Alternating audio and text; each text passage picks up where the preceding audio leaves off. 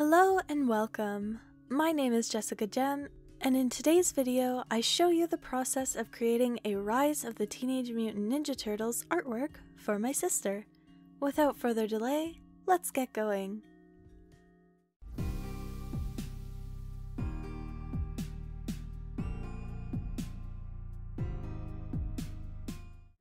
I start by sketching a few rough ideas to see what I want to go for. And since this was for Christmas, I tried a couple cozy ones like a snowman building scene and a comfy hangout scene.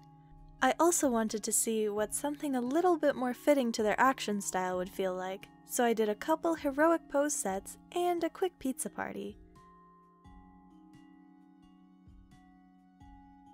I did another really rough attempt at poster pose setup, and then tried a Switch gaming cuddle pile too.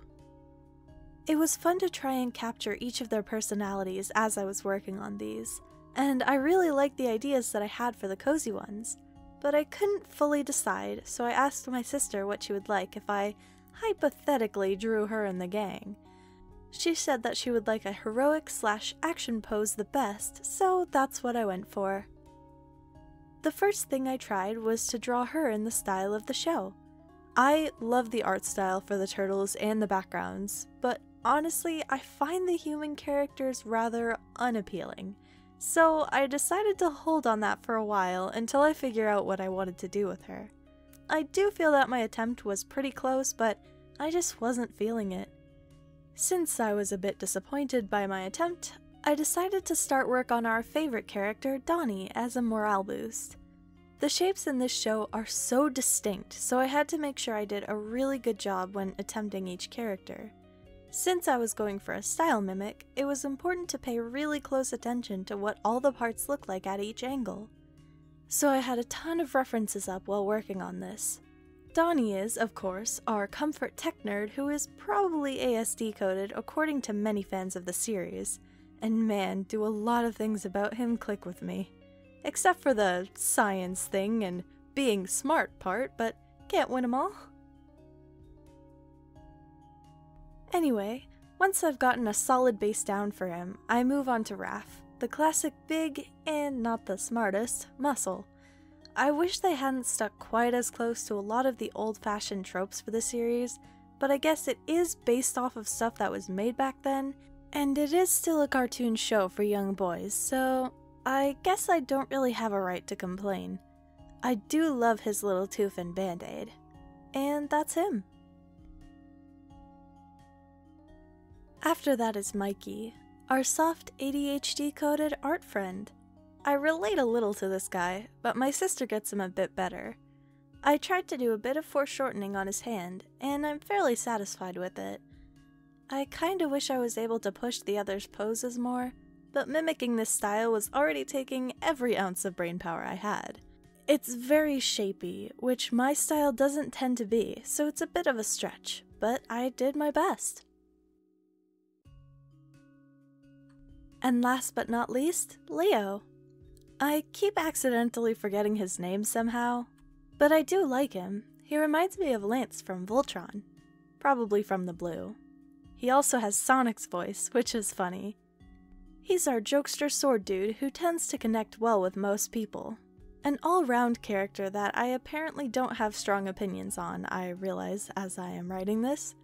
Probably just because nothing particularly bothers me about him, but I also don't relate to him very much, so there's not a ton else to say from my point of view. And now, I can no longer put it off, my sister. I decided that I just did not want to draw her as a human, so as you can tell, cat mutant.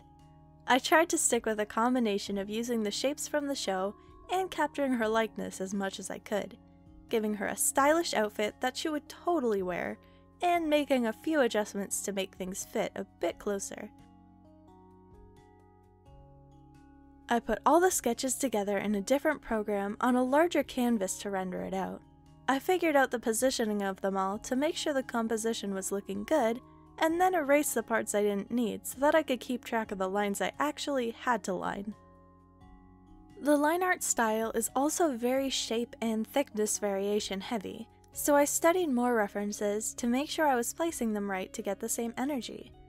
I followed my sketch pretty much exactly for most things, including the thick black shadows.